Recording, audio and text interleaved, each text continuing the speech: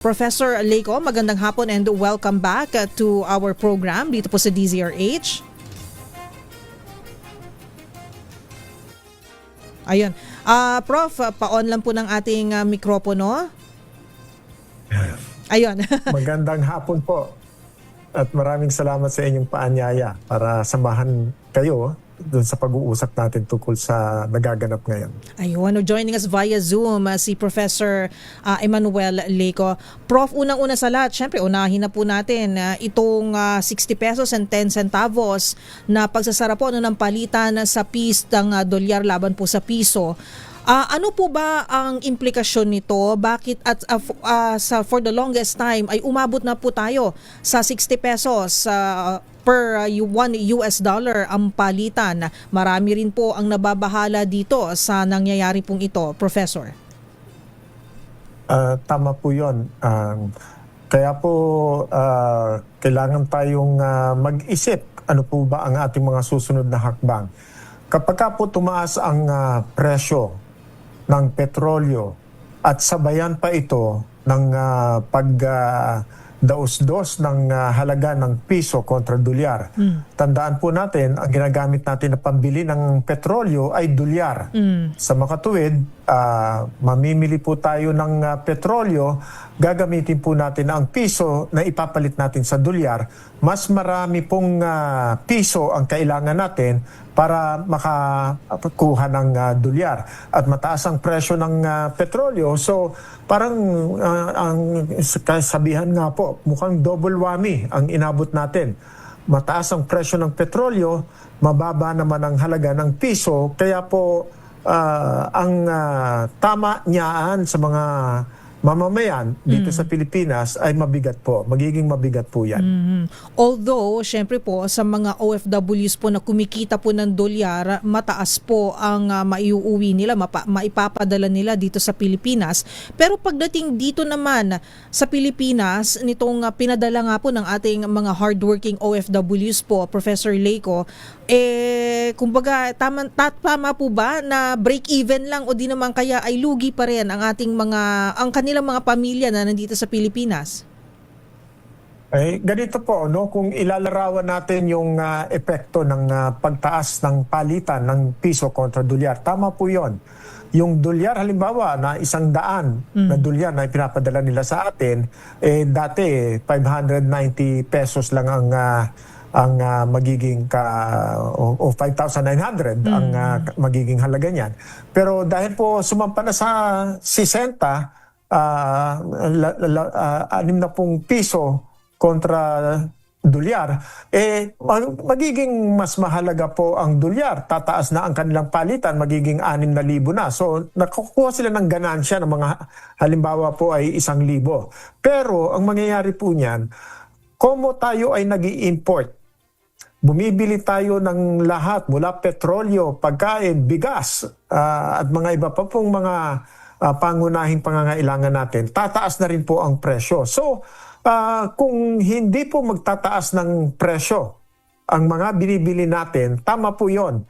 Maganda yan, tumaas ang halaga ng dolyar kontra piso. Maganda po yan para po sa mga OFW, mga pamilya nila dito sa Pilipinas. Pero tumataas po rin ang presyo ng mga bilihin dahil na-import po natin sila using the dollars na ipinadala sa atin. So, magkakaroon po ng inflation, hindi po maganda ang magiging epekto niyan sa kalaunan. So, siguro po ang ganansya na ma-experience ng ating mga kapatid na OFW, siguro mga isang linggo bago po magkaroon ng epekto ang mataas na presyo ng mga bilihin sa mga pamilihang bayan. Okay, so nabanggit nyo nga sa unang parte, Professor Leyco, double whammy po tayo. Akala nyo may ganansya, akala nyo ay positibo. Yung pala in the long run ay hindi po pala. Okay, so meron din po tayong katanungan dito na meron daw po ba, Professor Leyco, na sufficient grounds ang Bangko Sentral ng Pilipinas, so BSP, para mag-intervene na sa exchange rate? Pwede po ba nila tong gawin? Kailan po nila pwedeng gawin ito? At ano ang maaaring maging epekto nito, Professor? May policy po ang Bangko Sentral na panatiliin ang stability ng piso. Kung kaya po, pagka nakikita nila na drastic ang mga pagbabago, ang pagbaba o pagdaos-dos ng halaga ng piso, pwede po silang mag-intervene. Kaya lang po, ang intervention ng Bangko Sentral ay limitado rin po. Yung ating dollar reserve na I think mga $118 billion, pagka po naging aktibo na nag-i-intervene ang Bangko Sentral, bababa po yung reserba na yan. At lalo na po, pagka nagiging speculative ang palitan, may mga mananamantala na sasabihin nila, oy, bababa ang dolyar kesa piso. Pero hindi nila kakayanin na pababain yan dahil kukunti naman ang dala na dolyar ng Bangko Sentral. Pagka sila ay nagpakawala ng dolyar sa merkado, tama po yun. Maaring bumaba ang presyo ng dolyar, pero sasabihin naman ng mga nag-speculate, limitado lang ang kayang gawin ng Bangko Sentral. Kaya mag-speculate ako, tataas pa ang presyo ng dolyar kontra piso. Delikado po yun.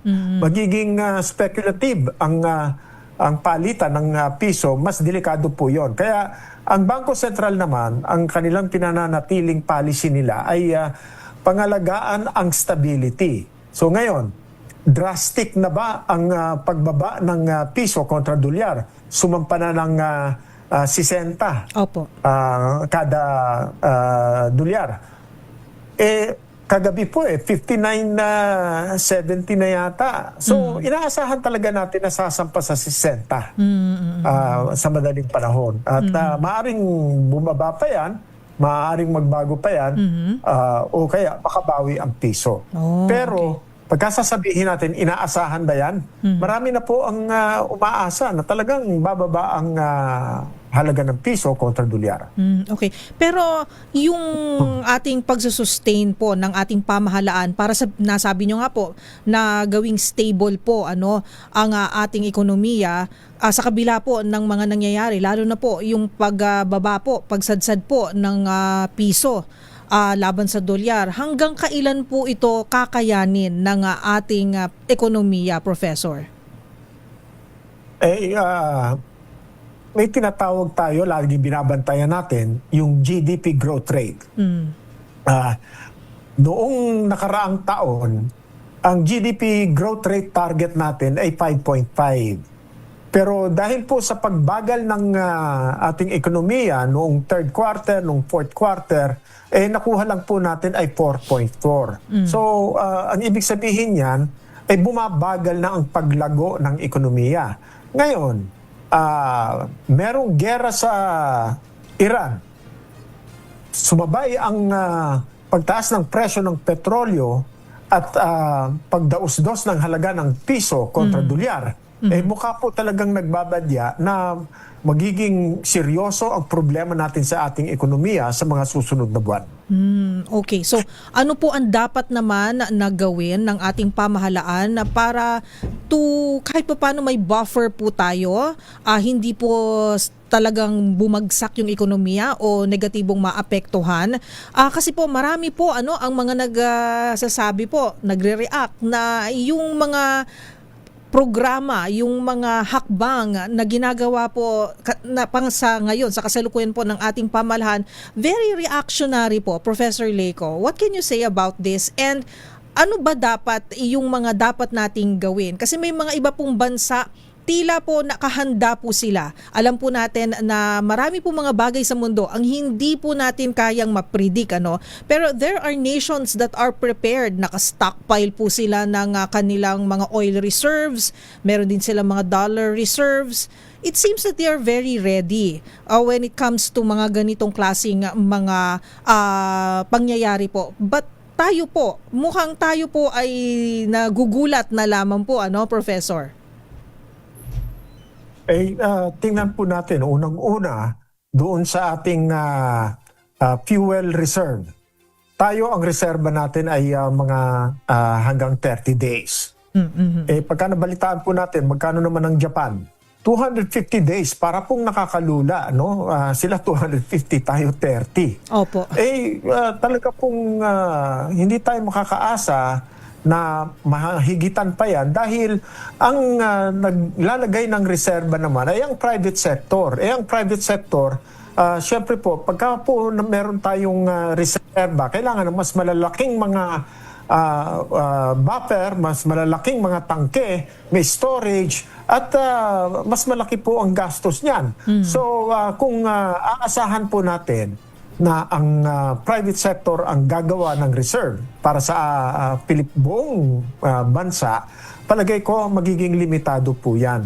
Kaya dapat ay mas maging aktibo ang pamahalaan, magkaroon tayo talaga ng infrastructure na kaya natin na magpataas ng reserba at kaya rin nating bumili ng fuel. Pero sa ngayon po, ang private sector ang namimili, sila din po ang gumagawa ng ating reserve. At kung aasahan natin yun, talaga pong mahina ang kakayahan natin na sumabay sa mga problema na ito. So ngayon, ang ginagawa natin para maibsan ang bigat na dinadala ng ating mga kababayan dahil po sa pagtaas ng presyo ng petrolyo, nakikiusap tayo sa mga oil companies. Huwag naman po sabay-sabayin ang pagtaas ng presyo, utay-utayin. Pero hindi po natin nakokontrol kung hanggang magkano ang pwedeng itaas ng presyo ng petrolyo. Mahirap po yun kasi sa ibang bansa, meron silang price ceiling. In other words, meron po silang ipinapataw na hanggang dito lang ang pwede nyong itaas. Tapos meron din po silang subsidy. Yes. Katulad po nung sa atin, may mga ayuda. Pero yung mga ayuda natin, hanggang ngayon hindi pa po yata na ipapakalat. At hindi po malawakan pa. At utay-utay din. Uunahin ang tricycle driver, Yes. susunod ang jeepney, susunod ang mga buses.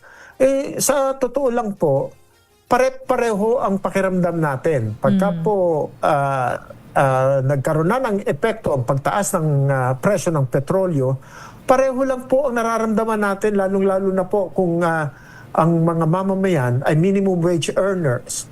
Wala pong sobra, eksakto lang ang kinikita o kaya ay kulang pa. Pagka gumalaw ng kaunti ang presyo ng mga bilihin, mararamdaman na agad ng sikmura ng ating mga mamamayan ang pagtaas ng presyo ng mga bilihin, tapos wala pa po tayong nakikitang ayuda na makakatulong po sana.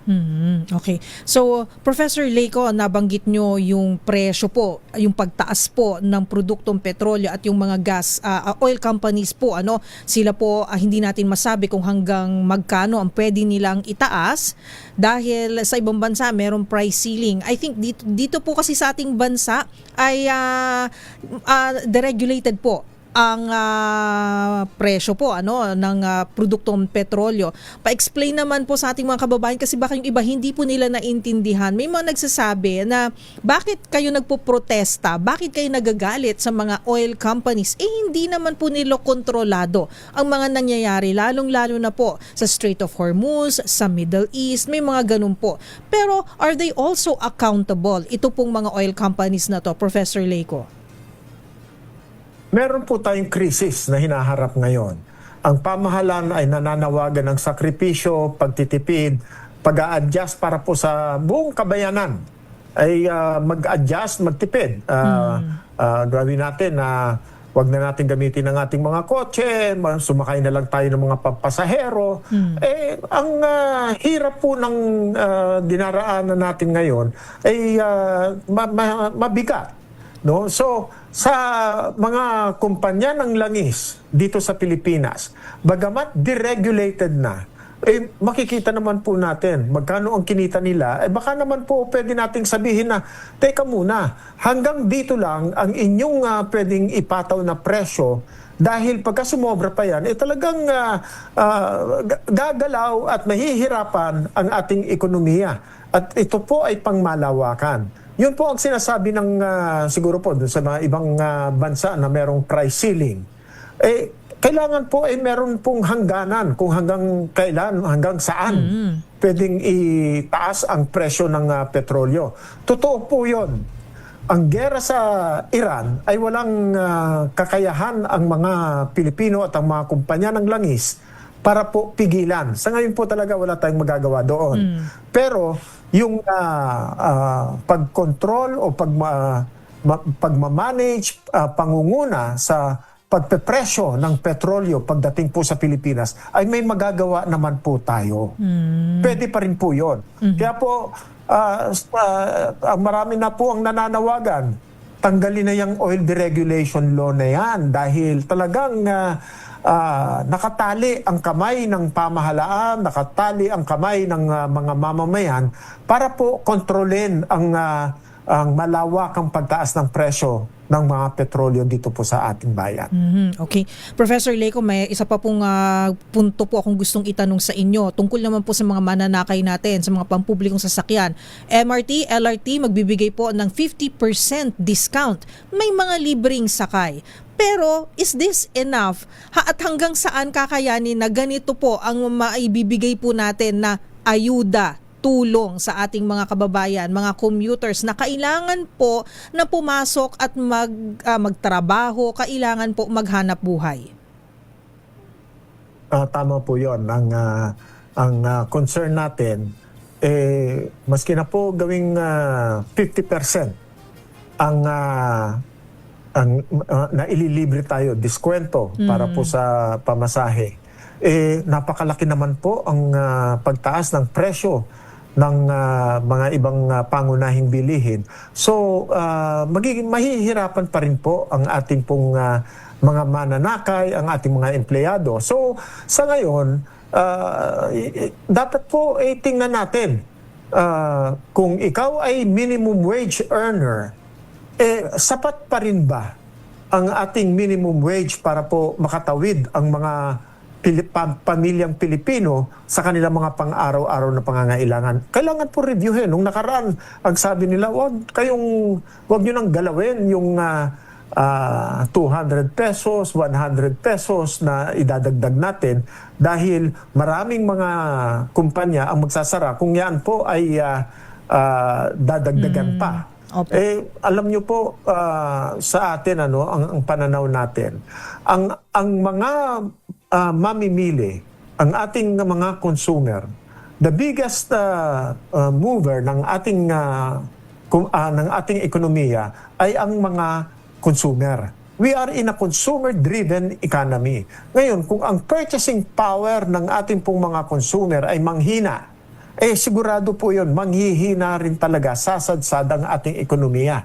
Ito yung natin na nakikita na sama-sama tayo na magsasuffer at magdadala ng hirap ng pagbaba o pagdausdos ng ekonomiya para po sa pangkalahatan. Tumataas ang presyo ng bilihin, kung hindi na kayang dalhin ng mga consumer, hindi po sila mamimili. At ang pagbagal ng consumption sa ating bayan, ang pangunahin na makakaramdam niyan ay yung mga maliliit na mga negosyante, small and medium enterprises. So, mahigit na 90% ng ating mga kumpanya ay pag-aari ng mga maliliit na mga negosyante. At hindi po sila makakasabay sa patuloy na pagtaas ng presyo ng mga bilihin. So, mawawala ng hindi nila kakayanin yung patuloy na pagtaas ng presyo ng mga bilihin, marami ang magsasara. O kaya naman po ay magbabawas ng mga empleyado. So, yung ating pong mga nawalan ng trabaho, madadagdagan pa po. Last month, ang sinasabi po ng Philippine Statistics Authority, 2.9 million na mga Pilipino ang walang trabaho. So, sa mga nararanasan nating hirap nitong pagtaas ng petrolyo at pagdausdos ng halaga ng piso kontra dolyar, madadagdagan pa po ang 2.9 million na mga jobless Filipinos. Magiging mahirap po talaga ang ating hinaharap. And siguro, second to the last question, Professor Leyco, yung pinag-uusapan po na pagsuspinde ng pagpataw ng excise tax sa mga produktong petrolyo, ito po ba ay makakabenepisyo sa ating ekonomiya? Sino po ang una pong mabebenepisyohan nito sakali pong maipasa po ito o mabigyan ng emergency powers ng ating Pangulo? Sabay-sabay po yan. Ang excise tax ay ipinapataw sa petrolyo, sa gasolina, sa diesel, sa kerosene. 10 piso sa gasolina, 6 na piso sa diesel, 5 piso sa kerosene kung hindi ako nagkakamali. Pagka tinanggal ang excise tax, sabay-sabay ang lahat ng mga gumagamit ng petrolyo, makikinabang yan. Pero ang sabi nila, pati mga mayayaman makikinabang din dyan. Opo. At totoo po yun, makikinabang din sila pagka tinanggal ang excise tax. Lalo po kung tatanggalin na rin ang value-added tax, mas malaking bagay po yan. Dahil percentage tax yan, pagka tumaas ang presyo ng petrolyo, tataas din ang value-added tax na makukolekta sa bawat litro na ating bibilhin. At mapupunta yan sa gobyerno. So, maski tanggalin ang excise tax, bawing-bawi po yan pagka pinagpatuloy nila ang value-added tax. Pero mas malaki pong tulong kung pati ang value-added tax ay matanggal. Tama po yon, makikinabang pati mga mayayaman. Kaya naman po, dapat natin pag-isipan, bakit hindi tayo mag-impose ng wealth tax? Marami po sa ibang bansa, wealth tax is an acceptable way of taxation. Halimbawa, kung ikaw ay bilyonaryo o hundreds of millions ang iyong kinikita, siguro po tama lang naman, dagdagan mo naman ang buwis mo. So halimbawa, kung ikaw ay bilyonaryo, 1% dagdag sa neto mo. 2 billion, 2%.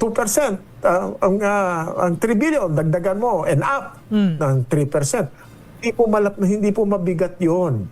Kaya po, ito po ang pananakot. No? Huwag niyong tanggalin ng excise tax at saka ang VAT dahil mawawalan ang gobyerno ng pampondo sa mga programa para po sa mga mahihirap. Totoo po yun. Pero kung papalitan natin yung mga mawawala sa value-added tax at saka sa excise tax ng wealth tax at saka po dagdagan din po natin, bilis-bilisan natin ang pangungulekta ng buwis at reviewin din natin ang budget. Tanggalin natin yung confidential, yung yung isa, security, intelligence fund. Intelligence fund. Marami pa po tayong flexibility na pwedeng makita doon sa ating budget. Pwede rin po natin tingnan. May mga proyekto na baka pwede po nating ipagpaliban. Huwag na ngayong taon na tayo ay humaharap sa krisis. Ang ating budget ay mga 6.7 trillion. Napakalaki po nun. At marami po ang magagawa ng trilyones na pondo ng pamahalaan. At ngayon, kung tayo ay humaharap sa mga seryosong krisis, pwede po natin ipagpaliban yung mga ibang gastos. Katulad din po yan ng pamilya natin. Kung ikaw ay kapos ngayon, pero ang kailangan mo, ang pangunahin natin ay pagkain. Pagkain lang muna ang bibilhin natin.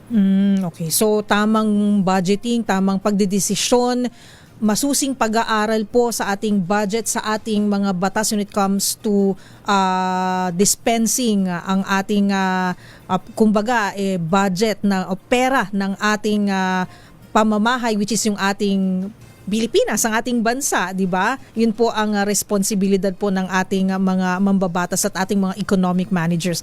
Alright, so kulang pong ating oras pero alam ko, Professor, marami pa po kayong ma-share po sa atin na para mas maintindihan po ng ating mga kababayan, hindi lang po sila umaasa sa mga nakikita rin po nila sa social media, napapanood nila, napapakinggan po nila sa kanilang mga kapitbahay. I think yung tamang knowledge po pagdating sa mga panahon na ito, lalo-lalo po tama po kayo, sabay-sabay po tayo, pare-pareho po tayo na natatamaan nitong epekto ng krisis na ito. So sana po ay magtulungan din po tayo. Unahin po natin na alamin natin kung ano ba yung mga dapat nating gawin, lalong-lalo na po pagdating sa pagbabudget po.